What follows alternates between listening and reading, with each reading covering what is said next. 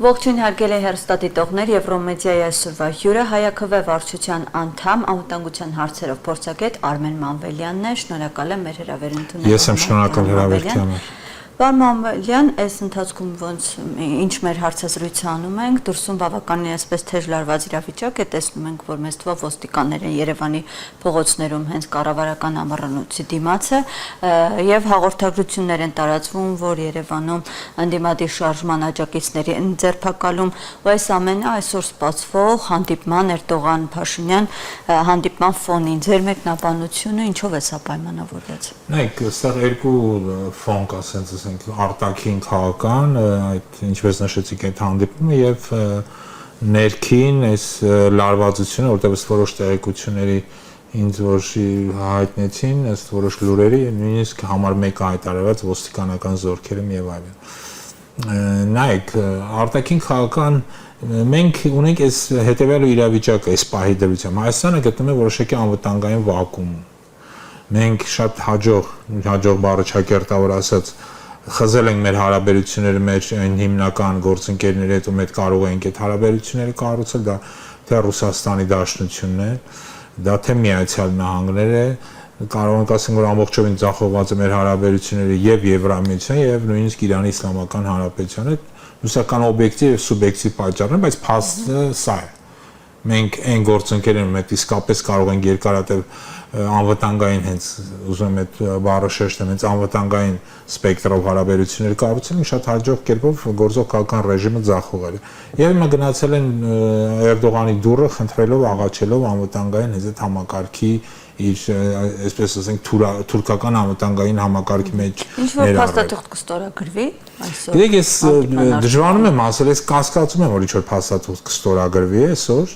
որտեղ ադրբեջանական կողմը հակված չի վերջնական փաստաթղթի, բայց չենք բացառում, որ ինչ-որ նախաստորագրման կամ ինչ-որ հերթական զիջման մասին որոշակի պահանջներ կլինեն, որտեղ չմոռանանք Թուրքիան անդադ ադրբեջանական կողմը անդադ պահանջներ է դնում, իսկ Թուրքիան հստակ կերպով իր մոտեցումը ձևակերպել է։ Սա հետևյալն է. կատարեք Ադրբեջանի բոլոր պահանջները եւ մենք պատրաստ ենք ձեր հետ, ասենք ասենք ընկերություն անել,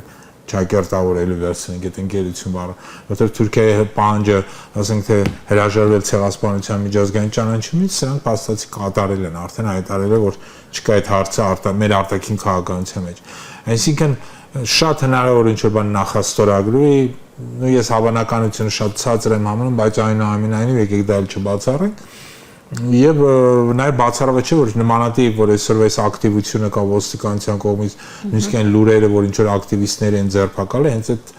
ֆոնի համար են արված կամ ներքին ինչ-որ կեղծ լարվածություն ստեղծել։ Այսքան կարող է պարզապես շոուի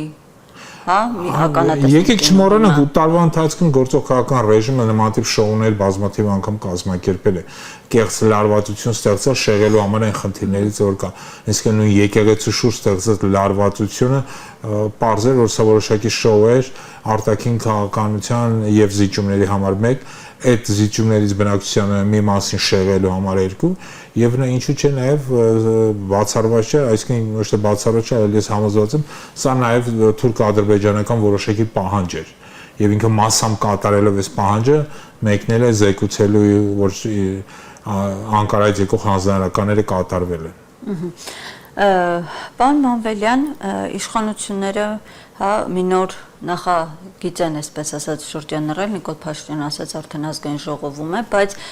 որ պատգամավորից հետաքրքրվեցինք, նրանք դեռ տեղեկություն չունեն։ Խոսքը հեծը պետականացնելու մասին է, ինչպես Նիկոլ Փաշինյանն է պարզաբանում, այս ամենը պայմանավորված է նրանով, որ դժգոհություններ կան հեծից, հաճախ աշխատանքը խափանվում է, այդ պատճառով որոշել են ազգայնացնեն հեծը, բայց չի նշում, թե ինչ մեխանիզմ, ինչ իրավական հիմք է այս գործընթացի, այսպես հիմքում դրվելու։ Դուք մեկնաբանեք, թե ինչպես են այս գործընթացը իրականացնելու, ոնց եք պատկերացնում սա։ Նայեք, թե ինչպես են անել այդ գործընթացը, սա առանձին թեմա է, որտեղ սա ասած ասեմ ուրիշի սեփականությունը խլելու գործընթացի նման մի երևույթ է, որ նրանք փորձում են կազմակերպել։ Կհաջողվի արդյոք սա նրանց թե ոչ, նորից ես կասկածում եմ, որտեղ Այս մարդիկ ոչ մի գործ մինչև վերջ չեն կարողանում հասցնել եւ ամեն ինչ ձախողում է։ Հիմա նայեք, հեծը մեր էներգետիկ անվտանգության գերկարևոր մասերից մեկն է, որտեղ մենք այսօր էլեկտրաէներգիա ունենք հենց հեծի կայուն աշխատանքի շնորհիվ։ Եկեք չմոռանանք, որ հեծը Տաշիր գրուպի կողմից սեփականաշնորհել ավելի շուտ գնվել այն ռուսական Raviyesից եւ այդ բանը կգտնվի շատ վատ վիճակում, որտեվ հայկը ընդհանրապես էլեկտրացանցերը սա մի համակարգ է, որը երբեք էլ ինքը եկամտաբեր չէ, բայց ինքը միաժամանակ պահանջում է անընդհատ ներդրումներ։ Եթե դուք այդ համակարգում ներդրում չեք անում, համակարգը շատ արագ մաշվում ու սկսում է ոչնչանալ ու քանդվել։ Ինչ որ տեղի ունենում Հայաստանում 2015 թվականի դրությամբ, երբ Տաշիր գրուպը վերցրեց հեծի։ Ես միայն մի քանի թիվ ասեմ։ 10 տարվա ընթացքում Տաշիր գրուպի ներդրումները հեծի համակարգում կազմել է $680 միլիոն։ Այսինքն ամբողջովին այդ համակարգը թարմացվել է, մոդեռնիզացվել է, ավելի ժամանակակից է ստացել, հիշում եք, նույնիսկ տներում գտնվող այդ համակարգերը, հին համակարգերը փոխարինվեցին նորերով, բաշխիչ համակարգերը եւ այլն, այսինքն ահռելի ներդրումներ են արել։ Հիմա եթե դուք խլում եք այդ սեփականությունը, մի քանի հետևանք է ունենում։ Հետևանքը առաջին, ով այդ ներդրումները կատարելու պետական բյուջեն այն չի կարող անել, որտեղ պետական բյուջեն ծված է եւ գրված է մինչեւ վերջ։ Հետեւաբար սա նշանակում է նորից պետք է արտաքին պարտքեր վերցնեն, որպեսզի այդ համակարգը սպասարկեն, որտեղ եթե դու այդ ներդրումները չանես, հեծում ինքը համակարգը սկսում է մաշվել եւ շատ կարճ ժամանակ հետո ուղղակի դադարում է աշխատել։ Այսինքն սա նշանակում է մեկ կգնան արտաքին պարտքի մեծացման ճանապարհով, կամ ամենավատագույն ճանապարհը ինքը ծախեն որցե մեկի, բայց ցանկացած մեկը որ առնի հեծը ի տարբերություն Տաշիր գրուպին, ապա առաջին պահանջը, որ դնելու է Հայաստանի կառավարության առաջ, դա էլեկտրաէներգիայի գների, սակագների բարձրացումն է։ Իսկ այդ գործընթացը ոնց պետք է կատարվի։ Ենթադրենք հիմա կառավարությունում է, ինչպես հասկացանք, ոնց են այդ փուլը, ոնց է դուք պատկերացնում, ինչպես պետք է կատարեն։ Դե հավանաբար երևի ինչ որ օրենք կբերեն, ինչ որ օրենսդրական փոփոխություն կանեն, այս օրենսդրական մակարդակով ես դժվարանում եմ ասել ոնց կանեն։ Հավանաբար ինչ որ օրենսդրական մակարդակով ինչ որ կեղծ որոշում ինչ որ հանձնաժողով կգնա կստուգեն կեղծ բան կա ներկայացնում իբրե իրավիճակը շատ ծանր է եւ շատ վատ է հեծում որոշում կընդունեն այն ազգայնացնել ես նույնիսկ այդ ազգայնացումը չեմ պատկերում սա ոնց են անելու խլելու են որ իրանք անգամ խլելու են հաճոք հեծը իր սեփականատիրոջից թե դնը պահանջելու են որ դրվի միջազգային վաճառքի եւ այլն այսինքն սա բիզնեսը խլելու մի Նայ, երկրորդ հետևանքը ես սա եմ ուզում նշեմ։ Սա ավելի շատ նմանվում է այս պահին գոնեին հայտարարությունը, որ մենք ունենք բիզնեսը խլելու փորձի մասին։ Եվ սա նորից շատ վատ իմիջային հարված է Հայաստանի Հանրապետությանը։ Այո, իհարկե բոլոր այն ներդրողները, ովքեր որ ցանկանում էին ինչ որ ներդրում անեն ցանկացած ուղղությամբ, կսկսեն մտածել, եթե sense խոշոր ներդրողի որը միայն $670 միլիոն ներդրում է արել Հայաստանում այս համակարգը ամբողջովին թարմացնել նրանից իր սեփականությունը գողանում են առանց փոխհատուցելու, սա իհարկե շատ լրջագույն խնդիր է։ Սա կբերի նա, որ իսկապես Հայաստանում ներդրումները կկանգնեն, իսկ նկատենք, որ Հայաստանի տնտեսական վիճակը հատկապես 2025 թվականին մենք սկսել ենք միմիայն մինուսներով։ Թե արտաքին առևտրի մեջ, թե ներմուծման, թե արտահանմանում բոլոր տեղերում մենք ունենք անկումներ, թե արտադրական հզորությունների շատ լուրջ անկում կա հանքարդյունաբերության մեջ։ Այսինքն այս անկումային ֆոնին մնում էր պակաս, որ հիմա էլ էներգետիկ այս համակարգը խախտվի։ Նաև մի բան էլ ուզում եմ ձեզ հիշեցնեմ,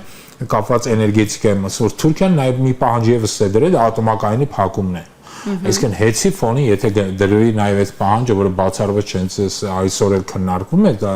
Անկարայում, ապա մենք հայտնում ենք իսկապես շատ ռիսկային եւ շատ անողոք, ասենք ասեմ, դաժան առումով իրավիճակում սա կբերի Հայաստանի էներգետիկա եւ որպես կանոն ազգային անվտանգության համակարգի բավական լուրջ թուլացման, եթե չասենք փլուզման։ Այսինքն այսօր այդ հարցը ատոմակայանի կարծում եք օրակարգում կլինի։ Ես ենթադրում եմ, որտեվ բառացիորեն 1 ամիս առաջ Երևանից ոչ շատ հեռու Իգդիրում, թուրքական ցավոք սրտի սպայն թուրքական Իգդիրում հավաքվել էին այսպես կոչված թուրք-ադրբեջանցի էկոլոգներ, որոնք այդ պահանջը դրել էին։ Նկատել որ այդ պահանջը նախկինում էլ էին դնում, բայց ինչ սրանք եկել են իշխանության, հատկապես վերջին 3-4 տարում այդ իսկական ատոմակայանի փակման պահանջը պարբերաբար դրվում է։ Հետո նորից նկատեմ, որ Հայաստանի էներգետիկ անվտանգության էներգետիկ համակարգի թուլացում, սա ադրբեջանա-թուրքական ծրագիր է։ Եվ բացառված չէ որ հեցի նկատվում է հարցակումը, սա հենց ադրբեջանա-թուրքական այս ծրագրի իրականացման եւ այդ զեկույցով մարդիկ մեկնում են Անկարա ներկայացնելու որ այս հանձնականը եւս կատարվել է հարցակում եկեղեցու վրա, հարցակում Հայաստանի էներգետիկ համակարգի։ Այսինքն կարող է գալ մի պահ, որ Հայաստանը ամբողջապես արդեն էներգետիկ առումով կախվածություն ունենա հետ Թուրքիայից կարող է։ Իրեք մենք մի ժամանակաշրջան ենք ապրում, որ բացառել ինչ-որ բան չեն կարող։ Որտեվ տենում ենք էլ այն պահանջները, որ Ադրբեջանը դնում է հերթականորեն, դրանք կատարում են սահմանադրության փոփոխություն, չգիտեմ, միջանցքի հանձնում, շնորհիվ երկար ժամանակ ասում էին սա, որ ոչ միջանցքել չկա, հիմա սկսել են այդ թեման կարծես թե փակել ու չեն հերքում այդ թեման, այլ ընդհակառակը որ ինչ որ ճանապարհներ կտրվի։ Միջանցքչիները ասում են ճանապարհ։ Իսկ հիմա էլ ճանապարհ են փոխում։ Հիշենք մյուս պահանջը Ադրբեջանի դա 300,000 մինչև ադրբեջանցին գալու, որի մասին բառացիորեն 2 օր առաջ նորից Ալիևը խոսացել է, որ ադրբեջանցիները իրավունք ունեն վերադառնալու իրենց այսպես կոչված պատմական հողերը։ Հիշենք բառացիորեն մի քանի օր առաջ Ոման Փաշազադե Բաքվում նստած հայտարարում էր, որ Իջմեածին իբր թե դա ալբանական է եւ այլն, այսինքն Ադրբեջանը։ Այսօր օրակարգում համայնքների միավորման հարց են բերես, թե սա այս ամենը փոխկապակցված է, թե պարզապես մի քաղաքական գործընթաց է։ Նայեք, ես կարծում եմ այս ամենը հատկապես այդ համայնքների մեծացում կախված է նրանից, որ այդ մարդիկ շատ լավ գիտեն։ Այսօր դրության համայնքային ցանկացած ընտրություն իրենք վերջացնել են պարտությամբ։ Եվ որպեսզի հերթական պարտությունը չգրանցվի Էջմիածին, իրենք փորձում են կեղծ միավորում անել, այսինքն խոյ համայնքը միացնում են Էջմիածին եւ փորձում են այնտեղ ընտրություն կատարել, իբր թե այնտեղ ունենալով ոմն մեկին, որը իբր թե ԿՊԱ-ական է եւ բարձր վարկանիշ ունի։ Այսինքն խոսքը գնում է իրենց այսօրվա արմատների մարզպետի մասին, հա։ Բայց ես համոզված եմ, որ ԿՊ-ն միևնույն է, ցանկացած տեղ հիմա պարտվելու է միմիայն։ Պարոն Մանվելյան, նաև անդրադառնանք մեր հարևան երկրում կատարվող հայրադարձություններին, իրավիճակը կարծես գնալով լարվում է, հա, այս ամենը ինչպես է անդրադառնալու Սյունիքի վրա ու Աստված միարասցե, եթե տարածաշրջանը հակամարտության լայնանա, արդյոք պատրաստ են կանխարգելիչ գործողությունների Սյունիքի մասով։ Մեր հենց մեր անմիջապես հարևանությամբ ցավոք սրտի Իրանի Իսլամական Հանրապետության դեմ լայնածավալ հարձակում է սկսել։ Ցանկացած նորմալ իշխանություն եթե լիներ Հայաստանում, բացի ցած առաջին բանը որ կանեին անվտանգության խորհրդի նիստը հրավիրին, գոնե քննարկելու հասկանալու թե ինչա կատարվում եւ ոնց կարող ձեր ասած ինչ սցենարներ կարող են Հայաստանի շուրջ զարգանալ եւ ոնց կարելի է դա կանխարգել։ Եթե չեն սխալվում, իրենցից պատգամավորներից մեկը նշել էր, որ հրավիրվել է, բայց ոչ հանրային, այսինքն չի հանրայնացվել այդ ամենը։ Չեմ կարծում, որ իրանք հրավիրեին դա չհանրայնացնեին, ավելի շուտ ոչ էլ հրավիրել են, ուղղակի կեղծ ձևով փորձում են տենց կեղծ լուրեր տարածել, որտեղ իսկապես նայեք, Սյունիքը ցավոք սրտի նորից այսօրվա քաղաքական ռեժիմի թեթև ձեռքով դարձել է Հայաստանի ամենախոցելի տեղ, ասենք բարձբունի մասով ծախել են Արցախը Ադրբեջանի եւ Սյունիքը հարվածի տակ են դրել։ Մինչև այս Սյունիքը պաշտպանված էր մինչև այս վերջերս, դեռ 1 տարի առաջ այս օրերին, երբ չէին հանձնել Արցախը Ադրբեջանին եւ ու այս պայմաններում, չէ, 2 տարի առաջ կներեք, եւ այս պայմաններում դեռ Սյունիքը կարելի էր պաշտպանել, նույնիսկ երբ որ Արցախը շրջապատված էր։ Սյունիքն է առաջնա գծում։ Բայց հիմա այդ ամբողջ զորքերը հայկական էթնիկ զտումներից հետո հայերի դեմ իրականացված էթնիկ զտումներից հետո ամբողջ այդ զորքը որ կա նախինում շրջապատում էր Արցախ, հիմա ինքը կանգնած է Սյունիքի սահմաններին։ Հետաբար Սյունիքը իսկապես վտանգված է։ Դա մասին պետք է պարզ ու ճշմարիտ խոսենք։ Եվ նորից եմ կրկնում, սա սցենարներից մեկն է, որ կարող է լինել, այսինքն Ադրբեջանը փորձի ռազմական ինչ-որ ներխուժմամբ իրականացնել եւ ճնշում գործադրել Հայաստանի վրա։ Սա էլ նկատում են հենց այս բանը, երբ որ մենք ձեր հետ միասին խոսում ենք, Նախիջևանում զորավարժություններ են ընթանում թուրք-ադրբեջանական զորքերի մասնակցությամբ։ Այսինքն Թուրքիան զորք համացրել նախիջևան եւ վաղուց արդեն իրանք այնտեղ են եւ բարբերաբար զորավարժություններ են իրականացնում։ Այսինքն վտանգը իրական է։ Եվ Իրան-Իսրայելյան այս ցավոք սրտի հակամարտությունը որ կան, սա այդ վտանգը ռիսկեր էլ ավելի մեծացնում։ Արդյոք կարող են սրանք արխանգել են, ես համոզված եմ, որ չեն կարող։ Ու մեծ համայնք ունենք թե Իրանում նաև Իսրայելում էս թվով հայեր կա, բայց մինչ օրս չի հստակեցում, թե ինչպես է այդ տարհանումը կազմակերպելու, արդյոք պատրաստ է Հայաստանը այդքան քաղաքացի ընդունել։ Նայեք, եկեք Սիրիայի օրինակ հիշենք, էլի։ Մի քայլ արեցին Սիրիայության օգնելու համար, բացարձակ ոչինչ չի արվել։ Դրա համար մի զարմացեք, որ թե Իրանում, իսկ Իրանում 70-ից մինչև 100,000 հայ է բնակվում, իրանց ինչ որ օգնության, եթե իրան գան ինչ որ քայլեր ձեռնարկում։ Երուսաղեմը եւս շատ կարևոր է հայության համար, որովհետեւ Երուսաղեմի քրիստոնեական թաղամասի ամենամեծ թաղամասը հայկականն է, որտեղ մինչև 5,000 հայ է ապրում։ Բայց ինքը նաև պատմական ժառանգություն Հայաստանից առաքելական Սուրբ եկեղեցու գերկարևոր մեր ժառանգություններից մեկն է, որը երևս պետք է պաշտպանվի, այսինքն սա որոշակի քաղաքական մշակույթ է, որը պետք է ունենայինք